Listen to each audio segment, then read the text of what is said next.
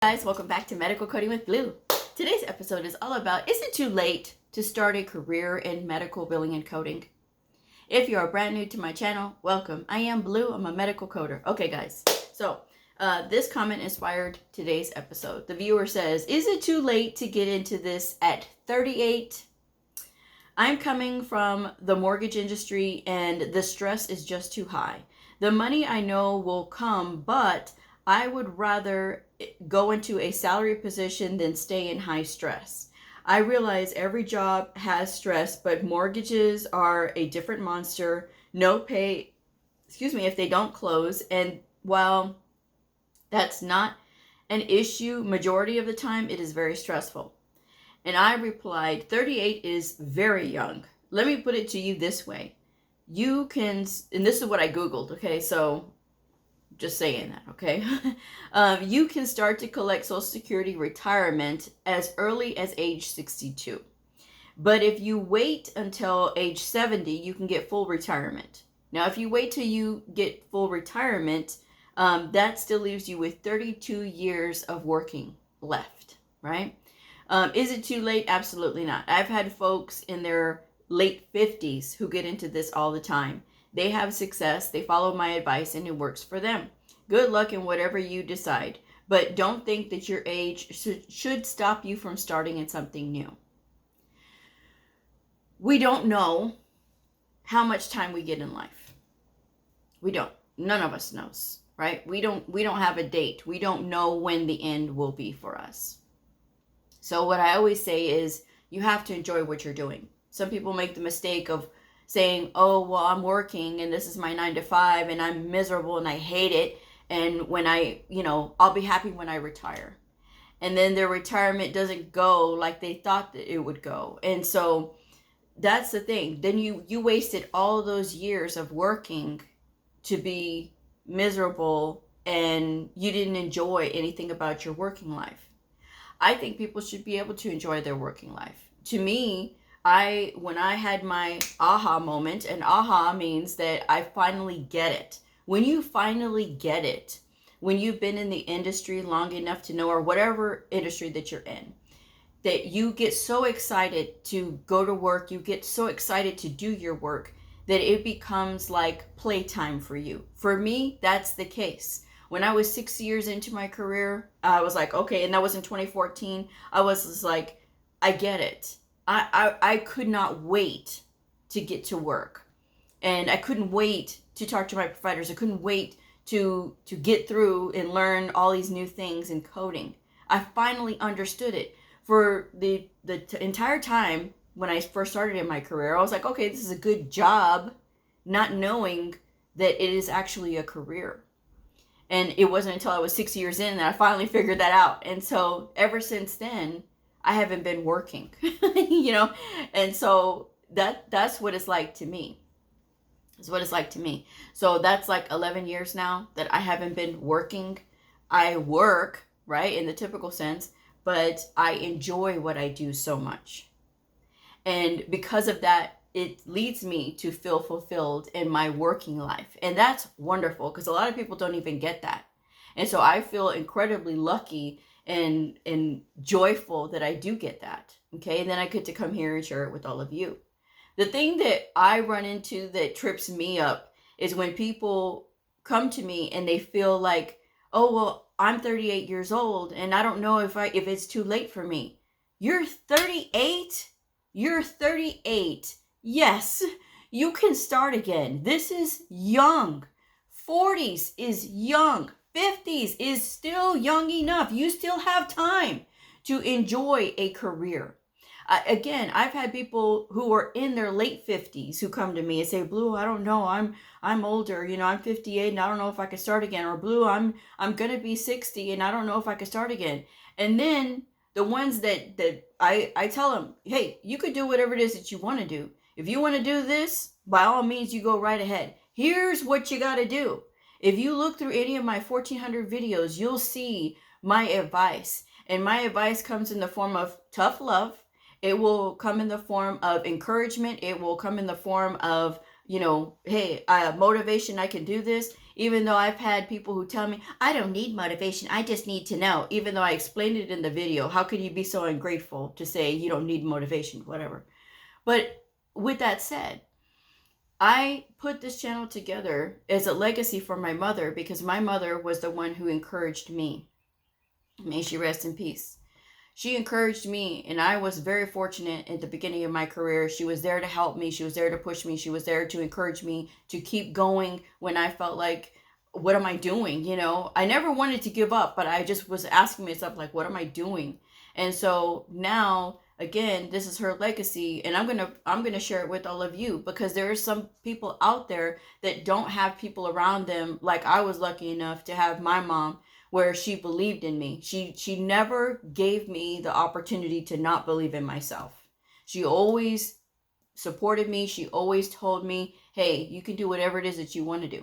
Okay. And so that's the same thing that I'm telling you guys, that no matter where you are in your life, no matter if you're in your late 30s, if you're in your late 20s, because I've gotten that email too from people in their late 20s.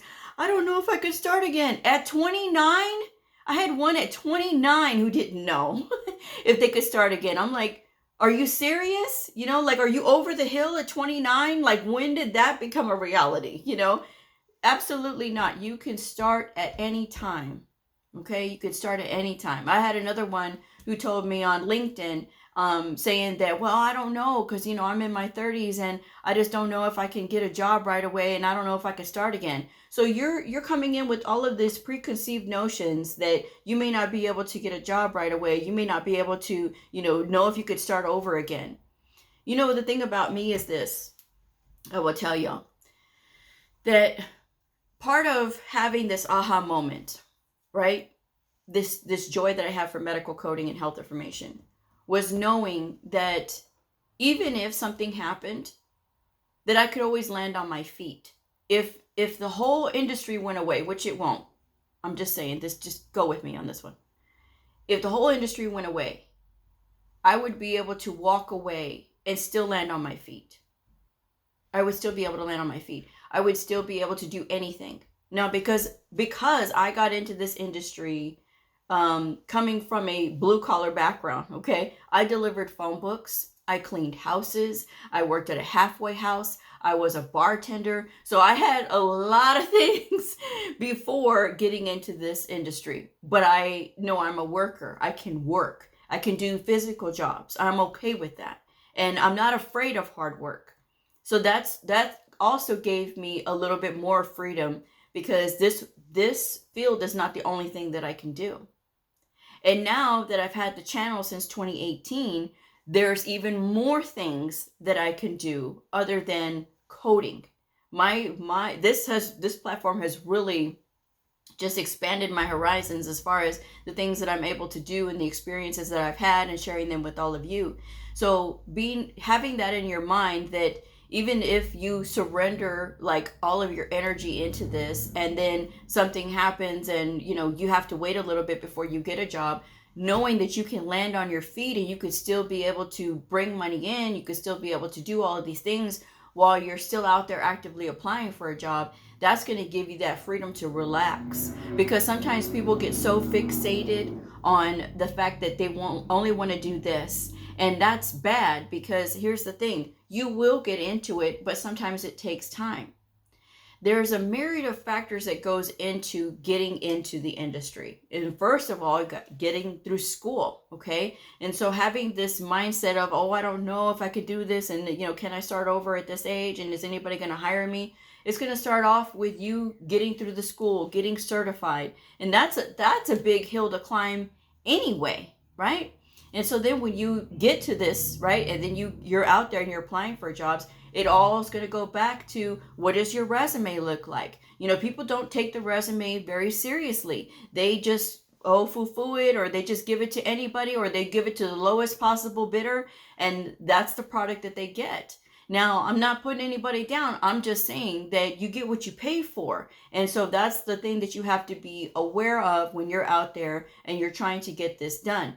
Do I say that you can do your own resume? Absolutely. I have done several videos on how to put together your resume in a way that's going to be more attractive for these employers, in health information. And if you don't want to go through all of my videos on YouTube, you can certainly go to Google. You can Google medical coding with blue resume tips, and all of my videos will pop right up. And so that will make it easier for you. That's all you have to do. And you go through there and you can put it together yourself. Okay. But again, if you feel like you absolutely cannot do it, or you want to go ahead and try to, get the best that you possibly can, look around for resume writers. I'm a resume writer myself. My rate and contact is in the description box below. So that I'm going to put to the side. But that's a part of the problem there too. And then sometimes the resume is bad. Sometimes people will fixate on, I want to start working remotely right away. This is the thing. This industry is not Burger King. You cannot have it your way. Okay. That means that sometimes you will have to work in-house. I have always recommended to my brand new medical coders, anybody that wants to get into this industry, just know that when you first start, you should be working in an office. Now, if this fulfills your plans, this does not work for you, then you weren't pursuing this career field for the right reason to begin with anyway. And the reason that I say that is because you need to, this career field, health information, medical coding, medical billing and coding, will give you a lot. But you need to bring something other than yourself. You need to be able to bring a willingness to, okay, I'm going to go into this industry. I don't know what I'm doing. Let me get around other people that do know what they're doing. Let me get around other people that will help me. Let me find mentors that will help me, because mentors will help you for free. And some of those contacts that you make are so valuable. I have personally worldwide contacts. Worldwide, that I can pick up a phone at any time and they will help me. And it's the same thing once I've connected with somebody that they know they can rely on me. It is the same thing for them. And this industry will not only stretch your mind and your brain, but it will also force you to become a better and more rounded professional, somebody who can take criticism, somebody who can, roll with the punches, somebody who can rebuild and, move forward and do all these things. It gives you a lot of confidence if you let it. If you let it. But so many people are so involved with their feelings and how they feel. And this person made me feel this way. This person yelled at me. This person did this. Do these people matter to you? For the person that's hemmed up in their feelings, yes, that's going to matter to them. But for me on my channel, again, what I do is I give a lot of tough love, and I tell y'all straightforward. A lot of people don't like that, and that's okay. Not everybody has to like me. I'm all right with that, because of all of the hundreds of thousands of people that have made okay, well, I'm watching her channels because I have over 2 million hours of watch hours, so people are watching. And then of the hundreds of comments that I get from people that are saying, Blue, you helped me, thank you. Blue, I have this career because of you. I struggled, and then when I found you, I was able to follow your advice, and I was able to get the interview. I was able to get the job. I'm in the job now. I know what to do when I'm working with my providers. So it works. And I will never change how I come out with these messages. These messages are not scripted. I'm not working from a script. This is just literally how I'm saying it, what I'm saying, when I'm saying it, how I'm thinking it. That's exactly what's coming out in these videos. I will always be myself. I will never change for anybody. So if you think that, oh, you sound so agitated and upset, that's not it.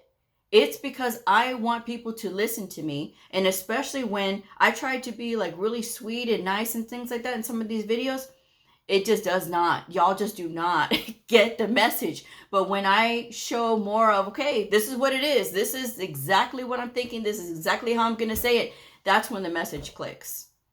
So again, if that doesn't work for you, there's plenty of other channels. You don't have to listen to me, But again, I am here because I want you all to be set up for success. I want you to know what it is coming into this field, what you should be able to expect.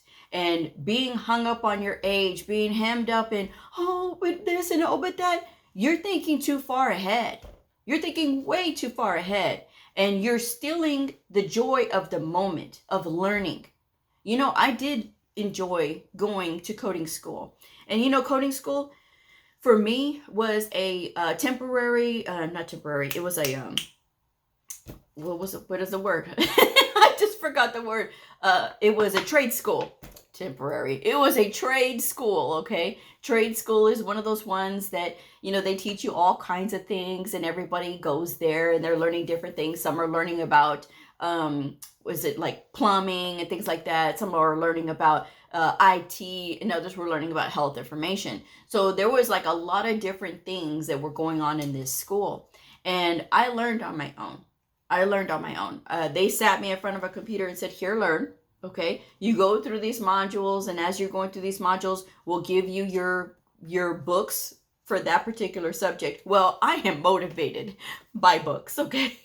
I love books, as you can see back here. And this is not all of them, trust me. These are only the ones that I use because of my students, you know. But I love books. And of course, I'm motivated by books. You tell me that you're going to give me more books. Oh, okay. Well, I can work for books, right? So what I did was I would get through and I would hurry up. I mean, I was going flying through these chapters, you know, and because I was excited to get more books. I wanted to get to the coding books. I was getting my foundational work done first, which is like, you know, medical terminology and anatomy and all those things and HIPAA and all that. But I really wanted to get to those coding books. So I moved quickly, and I'm a reader. So that does help. You know, it does help when you are a reader. But that's what I did. We had an instructor at the school who would come in, you know, every other week and do like a seminar in the evening. He was a very creepy guy. I will always say that. I don't care who gets upset about it. I'm telling you that I did not like his energy. I did not like him around me. I did not like that at all. Okay. I learned nothing from him other than the fact that his energy was terrible. Okay. And I didn't like it. All right. And I'm not going to go into anything else other than I did not like that energy. And when I don't like that energy and when you act a certain way towards me, oh, absolutely not. Absolutely not. I will listen to my gut every single time. So no. But with that said, that led me more to learning more on my own. Okay. My mom helped me. She would run through flashcards with me. She would make these crossword puzzles for me so that I could practice on medical terminology and anatomy and things like that. And it was really neat. You know, she would put those together, and by the time I came home from school, there they were. So I would work through those. We would do the flashcards. And that was the support that was so awesome and was able to get me through the school. And that's why I do that for my Patreons. I haven't done a crossword puzzle in a while because I haven't had the time, because I've been doing other things and I've been putting together like coding practices and stuff. So that takes time, but I will get back to doing that. But if you subscribe to my Patreon channel, you don't have to subscribe past a month. But we do have a once a month live study hall, which will be on the 22nd of this month. And there will be more to put out about that. But if you go and subscribe, you'll see all the past ones that I've posted. You know, you have access to everything that I've posted before. But with that aside, I just want to say that your life is what you're going to make of it. Did I think that my whole world was over in my 20s because I was going through a divorce and I was having to start over again and I was laid off from my job? No, I didn't think that it was over. There's just so much to do. You know, there's so much to do. There's so much to learn. There's still so much for me to experience. That's what I thought at that time. And I still think that today. There's nothing that is off limits for me. Nothing.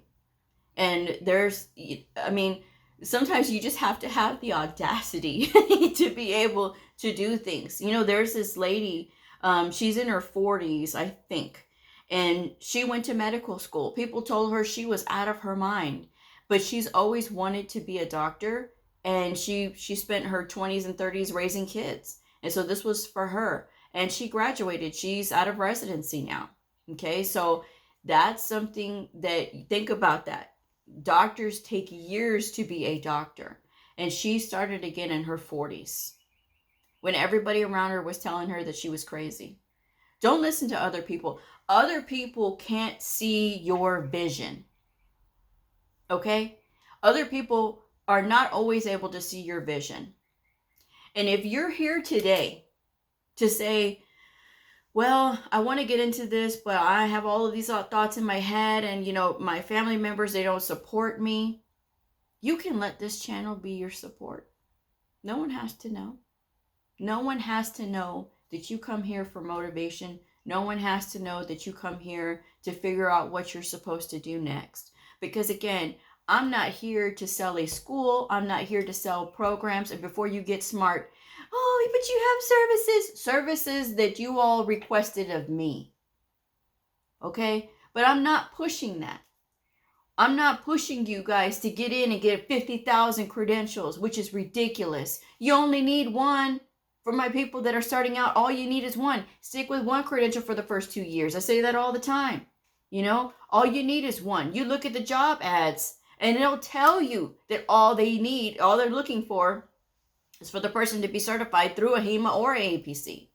So you do that, then you got it, and you just focus on one thing at a time, like I tell y'all to.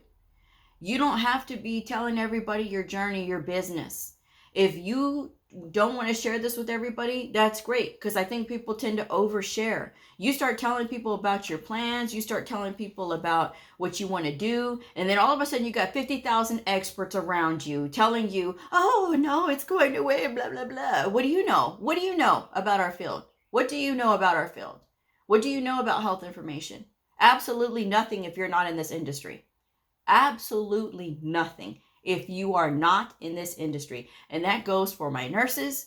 That goes for my other people, my surgical techs that think that they know. No. Unless you are in health information, you have a RHIA, RHIT, CCS, CCSP, CCA, or a CPC, you have nothing to say. You have nothing to say. All right. Now I say this because, again, I'm talking to those who are questioning if they should get into this, but they go and they ask somebody in the medical field what they think. And again, if you're asking the wrong person, you're going to get an answer that is based on that person's perceptions. And that person's perceptions may or may not be correct. And a lot of times, especially if they're not in our industry, it is not correct. Okay? But you chose to pursue this for a reason. Now, hopefully that reason is not solely based on the money, not solely based on the fact that coders can work remotely. These things come with time.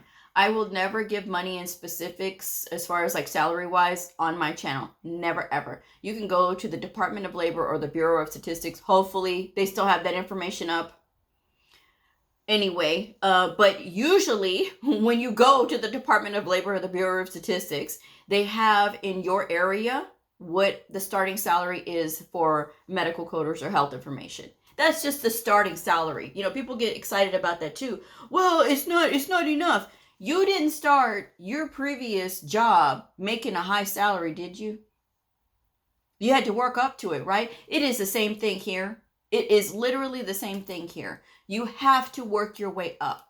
And if you've been handling your situation right, your financial situation right, or you know how to supplement so that way you're not so impacted while you're trying to pursue this, while you're trying to get yourself into coding, then you'll be okay. And there's solutions, guys. There are solutions for every single situation. There's solutions for every problem. Nothing is so big that it's going to be without a solution. Nothing. Okay? So don't think that if you're in your late 30s, if you're in your 40s, if you're in your late 50s, I have people in their 60s. And I've had a few in their 70s. And the ones that are in their 70s, they know that, oh, well, they want to do this, but they're just doing it just to work their mind because they want to still use their brain. It doesn't mean that they wouldn't be able to find a job, although I don't know how that works with Social Security. I don't know. I don't know. But with that said, it's not unheard of. I'm just telling you. I'm just telling you. But what I am saying is this. If you still have a sharp mind and you want to do this, by all means, you go right ahead and do what you want to do. All right? Do what you want to do. If it makes you feel good to learn, to do something different, no one's going to stop you. There is no age limit. There is no age limit. As long as you know that what you have to do and you're still spry, by all means, you go right for it. Okay? But again, there's always going to be some people out there that are going to try to discourage you just based on your age or based on the fact that, oh, you haven't been working. So, you think all the people that I've written resumes for have worked? I've written for quite a few stay-at-home parents that have gone on successfully after, never a guarantee, but they've gone on successfully to find jobs. It's all in how you write your resume. Again, when you know what you're doing and when you know who your audience is, that makes all the difference in the world. It's difficult when you're brand new, right? And you don't know what these employers are looking for. You're just thinking, oh, well, I could put on there I can answer phones. No one cares that coders can answer phones because we are not on the phone. We are not on the phone. But like I said, I have so many videos about resume tips that you can do that on your own as well. Okay, it is about learning to be self-sufficient and self-sustaining, so that way you can be successful in this field. And this field is open to anybody. Everybody has the ability to bring a gift. Even if you are older, your experience of age and everything that you have been through, trust me, that's going to make all the difference in the world when you go into a work environment. There are some doctors that have a difficult time listening to younger people. But if somebody that is older, somebody that's, in their 40s, somebody that's in their 50s, then when they come to them and they try to talk to them, even though they're brand new themselves, you don't think that may be like, okay, I'm going to listen to this person, because that's the way some people think. That's the way some people think, okay? They have a hard time listening to somebody that's younger than them, but they will be willing to listen to somebody that's a little bit older. Don't you think that's like a good thing? That's why having diversity in health information is such a great thing, okay? Because that could be a whole nother episode, okay? But what I'm telling you is this. You have the ability to bring a gift no matter what, okay? If you have been a school teacher for many years, you don't think that all that teaching that you did to these students and knowing how to talk to them, you don't think that would be beneficial when you go to talk to providers? Because sometimes that's the case. You have providers who don't want to listen to anybody. But if you were an instructor or you were a teacher and maybe you taught elementary school, high school, or middle school, and you know how to talk to people in order to get them to learn something, oh, now we're cooking with grease, right? Now we're cooking with grease. And that's a gift that you're bringing along with your knowledge on coding. Okay? And it's not just for those that were in education. What about those that are coming from the background of retail? Oh, you're coming from a background of retail. You think that you don't have something good to bring to the industry? When you are coming from a background of retail, who knows how to diffuse an irate customer better than somebody who's worked in customer service? Hello? People that are coming from the retail industry know how to do that really well, okay? Really well. And they are not the only ones that are limited to doing that. But that is something that's a skill that you're bringing from life into this. And if you, even if you're bringing your age, that's okay too. And especially when you learn that you have to study. Even when you get your certification, you learn that you still need to continue to study. That's only going to help you more. And guys, this is not limited to just the year that you are in the program, or the 9 months, or the 12 months, or the 18 months that you're in your program. This is going to be forever. This is forever. The studying part is forever. Maybe not as intensely as when you're in school, but it is forever, just so you know. But it is the best thing because it keeps your mind going, keeps your mind working. And there's so many scientific studies out there about the benefits, the health benefits of learning. And especially when you learn to embrace it as something that is fun, which it is. I'm just saying. So with that said, I'm going to wrap this one up. But guys, good luck to you out there. And again, I come to you, I say these things because I want to encourage you. I want you to be able to do whatever it is that you want to do in life. And whether it's this or whether it's something else, when you figure it out, you'll know. With that said, I'm going to wrap this one up. Thank you guys so much for joining me. If this video helped you, please like, subscribe, and share. And I'll see y'all next time. Bye.